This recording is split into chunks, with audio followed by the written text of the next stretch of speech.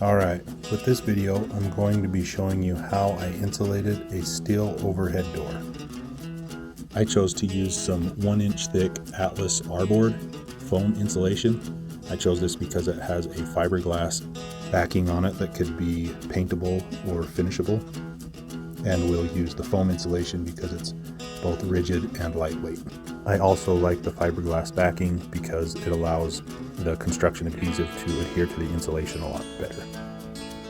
I started the process by cleaning all the dust and debris off of the door. The door is fairly old, so it had a lot of buildup on it. I used both a cloth to rub the dust and debris off, and then I sprayed it off with an air hose. This is important because the construction adhesive will not stick to the door if there's dust and debris in the way.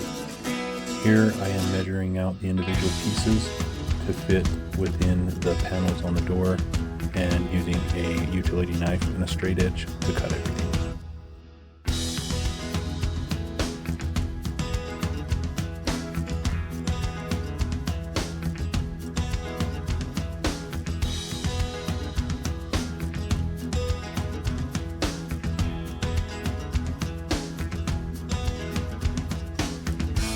Now, before I apply any construction adhesive, I want to do a test fit to make sure my pieces fit within the door panels.